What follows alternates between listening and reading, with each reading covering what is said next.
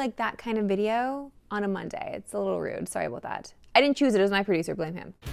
This is SportsCentre. Hey, I'm Marissa Roberto, and because it's a holiday for most of Canada today, and President's Day in the US, it means we've got the rare joy of some daytime puck across the league, including the Leafs who are in St. Louis and just finished their tilt with the Blues. And the big question headed into today, would Auston Matthews keep that ridiculous hot streak going? He's got hat tricks in back-to-back games, and has 15 goals in his last 12 games, putting him at 48 goals, and he's on pace for a ridiculous 74 goals. I told you months ago he was hitting 74, and look what he's on pace for. Hello? Where is my award? Where's mine? Let's pick this one up in a second. And Matthews gets on the score sheet, but not a goal, as he finds Matthew Nyes, who buries a beauty to put the Leafs up 1-0. To the third, game now tied at 1, Matthews, without a shot through 2 periods, would snap that as he buries the one-timer for his 49th of the year, Leafs up 2-1. Matthews now has goals in 8 of his last 10 games. Leafs take it forward to the final, but more importantly, Matthews is now at 49.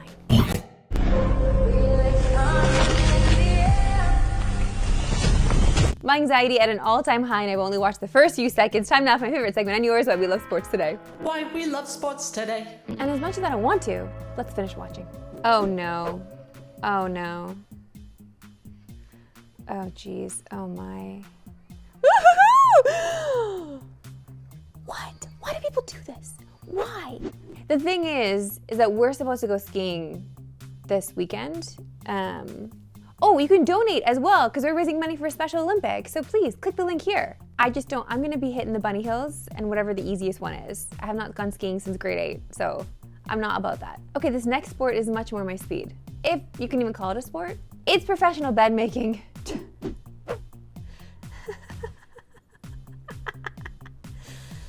Wow, they really show you how it's done. Although, is the fitted sheet already on? Wow, this is very smooth. Ooh, the tucking. This is really interesting because, you know, we're used to a fitted sheet situation, but it looks like they do not use fitted sheets. They're actually just using regular sheets they fold and tuck in very smoothly. Ooh, and that looks way better. Why are we using fitted sheets? No, this is the way.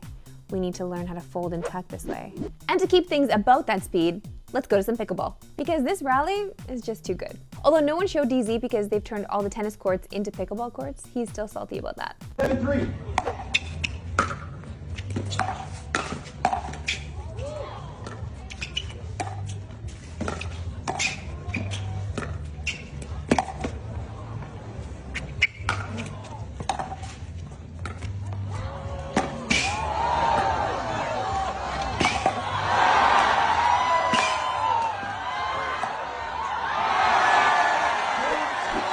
I'm sorry, I thought this was more of like an elderly sport.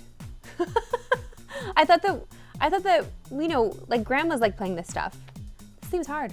Should I start playing pickleball? It's either that or bed making, so I don't know. It's a tough choice. As we told you at the top of the show, there's a ton of hockey on today. And with some of the results we got this past weekend, the race for the President's Trophy is really heating up. Entering today, the Canucks are leading right now.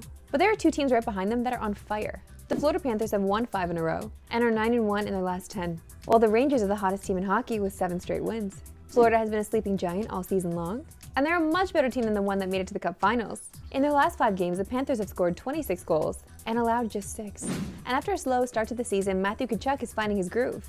In his last 21 games, he has 15 goals and 40 points. And in his last 10, he has scored 8 times with 21 points. So yeah, this guy's really starting to cook, and at the perfect time. And speaking of bounce backs, Sergei Bobrovsky is back to Vezina form. Our favorite officer is 14-2-1 in his last 18 played. And in his last 6 starts, he's undefeated with a shutout and a .946 save percentage. The other team just a point behind them in the East, the Rangers, are coming off a big Stadium Series win against the Islanders in overtime to extend their winning streak to 7 games. But it's been a weird year for some New York staples, specifically goaltender Igor Shesterkin. The Vezina winner from a couple years back has a career worst save percentage and goals against. Well, Jonathan Quick has turned back the clock with his best numbers in years. Offensively, though, Artemi Panarin is having the best season of his career. His OT winner against the Isles put him at 32 goals in the season, 1 away from a career high. And he's on pace for his first ever 100-point season. The Bread Man? We love this for the Bread Man.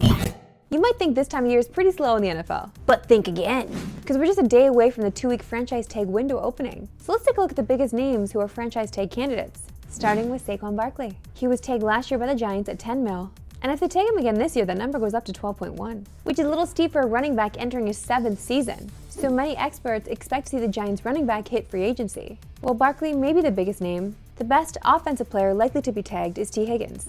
It seems that the Bengals want to hit a long-term deal with Higgins and have the flexibility to do so. Reports out of Cincy have him being tagged at just under $22 million, but if he is tagged, it will only be to work out a long-term deal later. And we finish with a guy who, if he resigns, will likely get the biggest payday. And that's Josh Allen of the Jags. Yeah, the defensive Josh Allen. There's no way Jacksonville will want him to hit the open market, so expect him to be tagged at $22.8 million. And coming off a career year in which he had 17.5 sacks, we're expecting a long-term deal between him and Jacksonville. Sorry to all you pass rush needy teams hoping he'd hit free agency. That's all for today. We see you if I can mouth 3 Eastern. No Pacific! Have a lovely holiday.